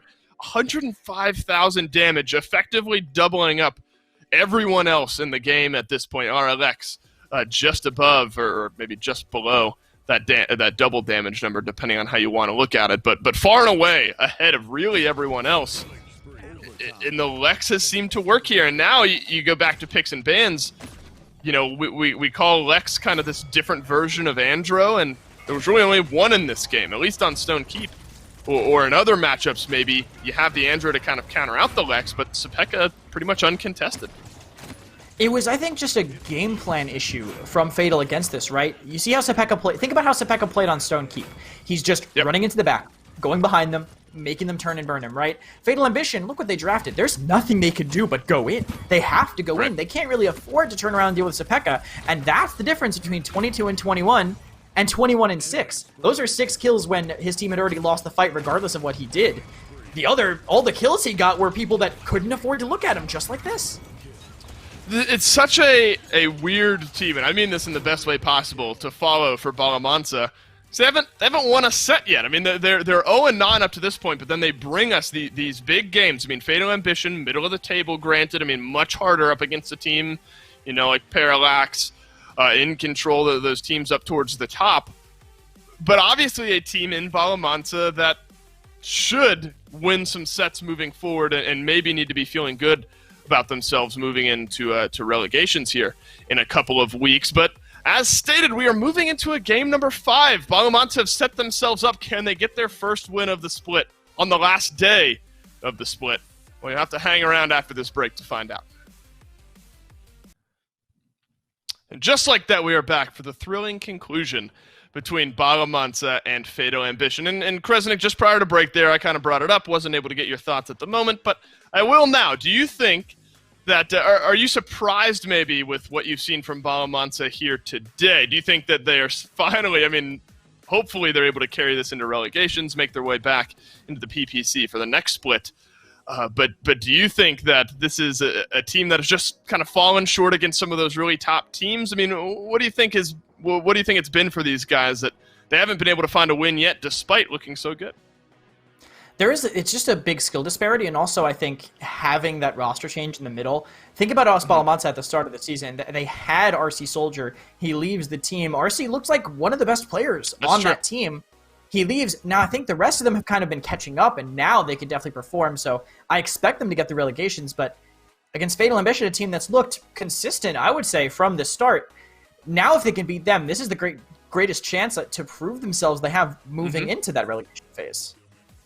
They've certainly taken maps, but no games just yet. This is a big one for Bala Mansa. We've gone checkerboard on the map screen here. Jaguar Falls going to Fatal Ambition and then back and forth from there on out. Maybe if we follow that trend, doesn't bode well for Bala Mansa moving over onto Brightmarsh, a map that, if you look at some of the compositions we've had here today and maybe the tendencies of some of these teams, Brightmarsh could be a good map for both. Yeah, I mean, it's a good map for anyone that can maintain that aggression and kind of knows how to snowball on it, right? If you win a fight at the right time, literally they just can't contest the point. They're going to have to throw themselves to the wolves, more or less, to stop that payload from moving. Fatal Ambition, I want to say, I like how they're returning back to what they were banning before. I think that the EV didn't look great for them. They don't perform great against it. Get rid of it. Their first pick. They can ban kind of whatever they want. They don't have to feel pressured to deny a first pick from the enemy team. They can even let this IO through and take it themselves. And I think that is a very smart pick for how well Sepek has been playing on that. Yeah, it's got to be. I mean, he's gone Lex twice in this set. Both of them were Bala Mansa wins, and both of them were 20-kill performances. So smart for Fatal Ambition to take him off the table. Victor Vivian, the answer back for Bala Mansa. Evie as well, the fourth ban in that conversation. Io has tended to be the one in this set to be left open for that first pick overall, and much the same, Fatal Ambition are going to be able to snag Io and the ever-important Luna here for Brightmarsh in game number 5. And that's a big pickup for this map because depending on how the enemy team's playing, it can be hard to contest that point. If you just play really aggressive on that outside, you just push straight through their apartments, and you have Luna on the point the whole time, you can overwhelm them, force them back out into tree. They can't kill Luna before you can push them all the way back. You're just racking up cap time the whole time. You can isolate and kill their point tank, and that mid is as good as yours. Well, the big question now is, can the kind of similarities, I suppose, between Androxus and Lex carry over into the kill feed? Bala Mansa aren't going to have the Lex, but they're going to have a similar, albeit different, play style with that Androxus here. So if that is Sepeka, certainly big shoes of his own, I suppose, to fill, to keep Bala Mansa moving themselves forward. But a Bomb King and a Khan here, two very strong picks for Fatal Ambition, especially on Brightmarsh. Well, Lex and Andrew, I mean, if you know the lore, Dave, they were partners, right, before he got cursed. So maybe it's practically the same character, more or less, coming out. I'm not sure how I feel about Fatal picking up that Khan into the Andro. They have the biggest counter out of the way, which I would say is Bomb King, but this is a map where Andro can kind of just sit on the high ground. He can sit on the rim around the point. He can go to the rooftops above the apartment side. So a lot of flexibility for where he can position to really bully them out. Ash going to also open up space for that Andro. Walk into that Bomb King, soak up that aggression, let the Andro deal with the tank. If us Balamans are in sync, they could have that apartment side pretty much claimed for themselves. It's going to be Strix for Fatal Ambition as well. So you want to talk about high damage potential, maybe even high damage floor, and the ceiling even higher than that. Fatal Ambition certainly have it. Talus to round it out. Going to be triple DPS here for Fatal Ambition. Do you like the 5 that they've brought? I think so. I was just thinking about this from the perspective of the Ashe. That's not a game I want to play. I'm going to pressure, suddenly Bomb King Talus, roll around the corner. I think, I got to get out of here. I get gripped out of my shoulder bash. It's not a pretty sight, for sure, from them. And this Cassie, she can duel the Talus a bit, but Bomb King could win that. Strix with a headshot could win that. This could be a hard game for us Balamansa, and I think it comes down to a skill matchup between the DPS. Which is maybe the most fun type of matchup to watch. Fatal Ambition versus Bala Mansa. We've gone back and forth all afternoon long here. But it all culminates on Brightmarsh in a game number 5. A big one for Bala Mansa to get some momentum moving into those relegation phases. And conversely, Fatal Ambition, they're going to try to go even here in phase number 1 prior to the big tournament starting in a couple of weeks. So maybe the most important moment of the split of all for Bala Mansa up to this point. Cassie on Brightmarsh, I think, has been kind of a combination that we've started to see over the last few weeks Do you like them going impulse here? Yeah, of course. You need the impulse to deal with the squishy targets on the other side, I'd say. Big game exaction, it just won't do what it needs to against the Talus. Whoa! Sepeka, look at this positioning already. I told you, he'll sit on the high ground and he'll tear you apart if you don't look at him. So hear me out. Just walk around on the ground and don't use your dashes, and then you're basically playing Lex. So exactly. think about that, Sepeka, and he's still inside the window. Save a couple jumps and a double kill for the Androxus, and Bala Mansa are off to the races. They lose a couple members, but they've already gotten themselves 42%. They have a good zone potential here, too, with Cassie already here. Only looks like Io maintaining the mount. And they only have the one tank dismounted, so they have to throw someone who doesn't want to be on the point onto it. Talus already gets the Rune Force, too, so I don't see Fatal Ambition getting in here anyway. Well, all eyes are on the front lines off to the side here for Bala Mansa. Poppy Bomb forward. Will not get Vindo onto the point in time. The kill's ever so important, though, for Fatal Ambition, but I don't know if they've gotten enough. Bala Mansa are able to answer back with a few of their own. Finally, the full sweep is there, but it's point number 1 nonetheless over to Bala Mansa. Yeah, Vindo had a perfect Poppy Bomb there. He waited till everyone was distracted on the back left side, comes right down the middle. They think, oh, well, I'll stop the only person touching. That's Khan from the side. Send in a Bomb King? They don't expect that, and he's able to clean them all up. His Talus aggression is solid, too, because he can get out safely. They just have to bait them into the Strix. That's how you hold this with Fatal. Play your Strix angle as much as you can. Maybe not get this aggressive from Vindo, but looks like he's safe for now. He's just a non-factor that needs to become one soon. It's RLX getting maybe an opening kill here. Sepeka just searching for a target, and it's Vindo around the side. That'll be a Void Grip and a kill. And I love, I say, yeah, just don't dash, and you're basically playing Lex. And from Sepeka's POV, it's been largely on the ground. Granted, you know, you're not quite as airborne as some of the other flanks in this game, so maybe not super surprising to see. But now in a great spot, Bala Mansa here to maybe going up 2. You're going to have to back off while the King Bomb rolls in. It's a Rune of Travel taken back by Talus. RLX taken down, and a nice double kill from Headed there. We're going to keep Bala Mansa at bay. Make it 3 now for the Strix. Bad to worse for Bala Mansa. They're on the back pedal, and a great defensive stand for the blue side. Yeah, like I said, they just have to force them into the Strix sideline and let Headed do that. Don't let them shoot Headed. Let him free fire, and you will hold your defensive position. Also, shoutouts to Mono-U. If I had been in his shoes there on that Genos, I would have ulted 8 times. I mean, that was one of the sickest lineups I've seen, and he was just... The patience on him is immense. Able to hold back there. Still holding on to it, too, but get a trade again. Headed, getting the kills for Fatal Ambition, but now playing a little bit more towards the Bomb King. RLX is going to knock down Headed off to the side. Vindo, he's likely to go down here as well. Almost took one with him, but is able to stay alive. You brought it up kind of on the map screen. Right, Marsh, certainly a map that can move quickly here, so though there's 15 seconds left, Bala Mansa are able to kind of keep some of these stagger kills rolling. It's going to be very difficult for Fatal Ambition to keep it at bay. No King Bomb, no True Power, 5 ultimates ready to go for Bala Mansa. What do they choose to swing, though? Around the side, you're going to have to try to find a shot over onto Headed. RLX taken low. Assert Dominance does end up connecting on the ground through time and space. Does not connect for any kills here, and a Cursed Arm from the high ground as Sepeka will rain down damage, get the kill. Headed's able to trade out 1, though. King Bomb is there. PS1 taken low. Vindo finds the stun onto the backside of Groundford here, and Cool will finish off the kill, but it's Lucky from the backline who gets rid of the BK. Down from the high ground go a couple members of Fatal Ambition. Be gone. Not connecting onto the Ash this time around, but it's RLX against the world here. Lucky is there to help with a little extra damage as well, but Fatal Ambition, a gritty defense, and we are tied.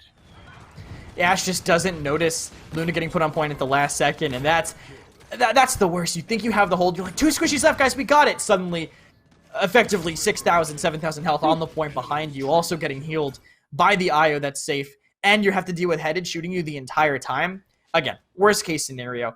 It's one of the best ways for them to set up for Headed to do whatever he wants, and that's also going to be Fatal's way to win this, potentially. Put Headed right down the middle, have PS1 and Vindo get a little bit aggressive on the sides. As long as they don't ignore Sepeka and let him just stand up top and free fire, they will force them into Headed sightline. They have to peek it at some point. He has the IO there backing him up also to keep cap points, so the tank can even be the ones forcing him to walk into the scope. Move in. It's the battle shout from Burino off to the side. A 3-man push over is going to get Burrino taken low, but he's able to dash his way out and stay alive. But how long is the question? RLX will answer it almost immediately. 1 kill pulled back by Vindo. Groundford attempted to use the dome shield and maybe lucky that he didn't complete that animation. Otherwise, he would have died almost immediately on the other side of it. So it's Bala Mansa one more time back in control of this mid-fight. Sepeka able to stay alive. PS1 is going to get out as well.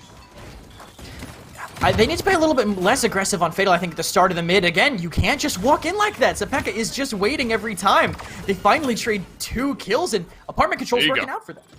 There you go, Vindo, a double kill. The Bomb King will now storm the gates, and it's rocket boots around here from Groundford, but finally some shots from PS1 will connect. Bala Mansa make their way to 60%, so Fatal Ambition very much fighting from behind here, but gaining percentage quickly. Overpower, does connect, and that's over onto RLX this time around. Sepeka next to fall, and it's looking like a full sweep here from Fatal Ambition, finally surpassing what Bala Mansa have on the point. It looks like point number 2 might be on the menu. Watching them push into Fatal Ambition shows that I think they need to be a little more passive on these mids. Bala Mansa look almost hopeless when they're trying to cross that distance and go into a Bomb King and a Strix waiting for them. So it's going to be a little harder, that means, for Fatal to actually push this in when they're a little worse on the aggressive push. But if you find a pick like that, not PS1, dives into the back and gets away, they have to spend ultimates. All Bala Mansa do to keep this held. Well, this time Groundford does get off the dome shield, but isn't going to keep him alive. Lucky next to go down. It's a double kill from Burrino. The gates are stormed. Vindo moving his way in. A triple kill for Burrino on the con. Is going to keep this cart moving in the right direction with your Fatal Ambition. 5 members fully streaked out, and Bala Mansa up on the high ground on the defense. Gotta say, feels bad for Groundford. He gets the dome off. He's so excited. Poppied into a Luna stun. No way to predict or plan that, but it works out just in time. Keeps everyone alive and sets them up for a King Bomb. That's a King Bomb that'll roll through, and Groundford deleted one more time. Assert dominance from RLX will reach the ground, and I think smart play by Fatal Ambition just to back off here. You realize you're not going to be able to contest much with that, especially with that one member of your team. Flashbang down onto RLX, headed, looking to make his way back to the rest of his team. Cool, though, will get a couple of kills. PS1, Cool, both combining. RLX and Sepeka have 2 on the opposite side as well. The disengage and then the re-engage. Patience is the name of the game for Fatal Ambition, but they're going to move themselves in aggressively nonetheless. Yeah, I think it's smart because you can get away with that with Talus. Get aggressive with the Talus, but not so far that you're not back on his rune. PS1 may be a little overzealous there. Not ready for the amount of damage coming in. Gotta be a little more prepped, and Sepeka might actually be overzealous too. Walks right into a stealth Strix, puts his back to the scope. Well, it's flex for flex traded out here. Sepeka, 5 seconds left on the respawn. This is a great moment for Headed to be able to make a difference. Plug some damage off onto that high ground. Down goes Groundford around the back side. He's going to get shut down by Vindo, who has himself a double kill here. Strix is going to be able to set up shop around the back side of this fight. Payload inching its way in. No Groundford for 5 seconds. RLX back and respawning. Down goes one. It's lucky this time. RLX is respawned in as well. There is a Begone if need be used. Off to the side goes Ash, but not really out of that big ring of contest here. Headed still alive in the back apartment, and just out of range goes Groundford. And Fatal Ambition put themselves up 3-1. Their comp is just so perfect when you can get Strix in that window. Because Bala Mansa, they can't sneak past you to get onto Headed. The Andro will have to go right above you, which is going to be in the side of the Strix, in the side of the Talus. And if you want to go around the side, again, they're going to see it coming. He can rotate. There's just no way for them to pressure at that point. You have to burn through Luna, getting pocketed. Burrino shouting and shielding for himself. Just too much on the point for Bala Mansa to burn through in time. You can tell why that's tough for them. RLX and Groundford, they keep having to commit there. They're the ones dying the most, but not a lot to show for it on their end. Fatal Ambition, they could win it here if they change their start to these fights. Play a little bit closer to point, let them into the apartments, and then Headed can shoot everybody from any angle. We'll have to see if Fatal Ambition change up that mindset right after this pause. So these are tense moments for Bala Mansa. You've gotten yourself to a Game 5 final day of the phase, trying to get yourself a win. But it's really Fatal Ambition here so far up to this point that have kind of carried that momentum. Big plays, I think, from Headed on that Strix to push that final the second to last potentially point through. Yeah, and Vindo as well, I think, buying time, locking down those areas. When they try to push, they're just walking through BK damage, get chipped for like 600, and if you're a DPS, you're one-shot territory for headed. So him doing that and staying alive is also, I think, a pretty big key. Again, this is what I wanted them to do. They slowed things down a bit, let them in, make them walk into your team, and look, they're already getting the first couple kills. And they've had to spend some ultimates, though, to get down Barino, and it's going to be Mono through time and space, flies through, King Bomb down, RLX swept by the wayside here, a double kill from Vindo down the stretch. It's 54% in climbing for Fatal Ambition. Bala Mansa back off of the respawns, but they've been able to dismount a couple of the members trying to rejoin the fight. 78%. Sepeka, Accursed Arm down, going to get rid of PS1. 90%, make it 93, and Overpower connects over on the ground for 99%. RLX has made his way in. He's gotten the overtime touch, but there's no more front lines in range for Bala Mansa before Groundford walks his way through the door. That's the full force sweep, the battle shout to top it off. Fatal Ambition, they turn it around, and they take game number 5. With a dominant look, too, so not intimidated at all by the performance. I think you can say that we're a little intimidated by Sepeka, considering who did he overpower at the end?